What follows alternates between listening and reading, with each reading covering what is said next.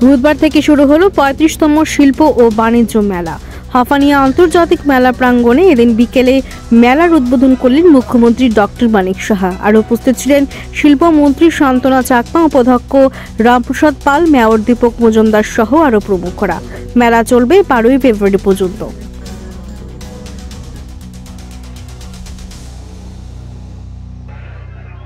Finishing আমি দেখে অবাক হয়ে যায়, এবং এগুলো এখন বাইরে নিয়ে যাচ্ছে।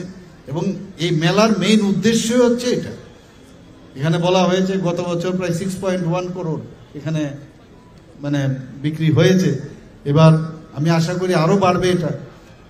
তো মেলায় যেমন আমরা একজন আরেকজনের সাথে দেখা হয়, মেলবন্ধন হয়, পাশাপাশি আর্থসামাজিক উন্নয়ন কিন্তু হয়। আমাদের যারা এখানে প্রোডাক্ট নিয়ে আসছে তাদেরও কিন্তু অনেক বেশি কনফিডেন্সও ডেভেলপ করবে যে আমার যে প্রোডাক্ট মানুষ এখন নিতে চাইছে, এবং নেক্সট টাইম সে চিন্তা করবে যে বাজারে কি এখন চাইছে, চাহিদা অনুসারে সেভাবে প্রোডাক্টস তৈরি করে। আমাদের আগর রোডের উপরে এত সুন্দর ভালো কাজ করে। আমি বোম্বেতে গিয়েছিলাম একটা অনুষ্ঠানে, কোড টেকিং সেরেমনি। সেখান থেকে আমি ওখানকার যে শিল্পপতি সারা ভারতবর্ষে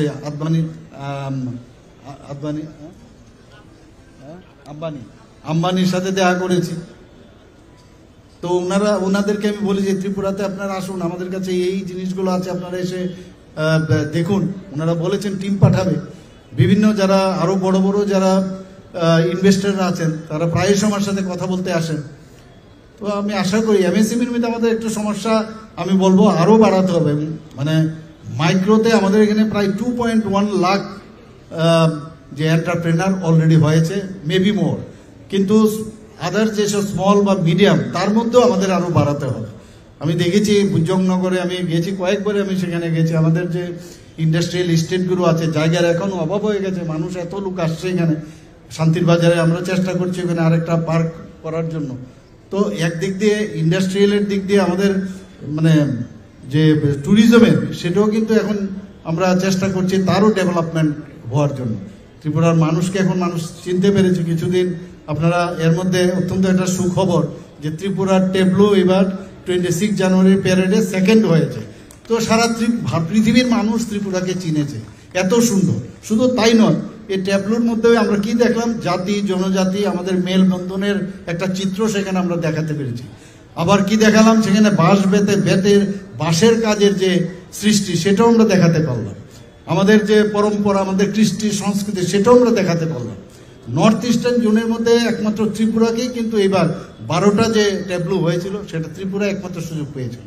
তো সব জায়গার মধ্যে আমরা কিন্তু এখন অনেক মানে কি বলবো, আমাদের state is developing in a fast pace and there is a visible progress.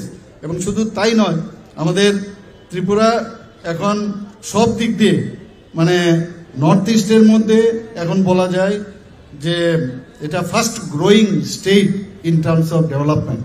সব দিকে চেষ্টা করছে, আমাদের সরকারও চেষ্টা করছে, আমাদের ডিপার্টমেন্টও চেষ্টা করছে। আমি ইন্ডাস্ট্রি ডিপার্টমেন্টকে ধন্যবাদ দেব যে আরো বেশি কি করা যায়, নতুন নতুন কিছু করা যায় কিনা। আমাদের যারা কর্মসংস্থানের কথা আমরা যেটা বলছি, সেটা আরো বেশি করে কিভাবে কর্মসংস্থানের সুযোগ করা যায় সেই কাজগুলো করার জন্য।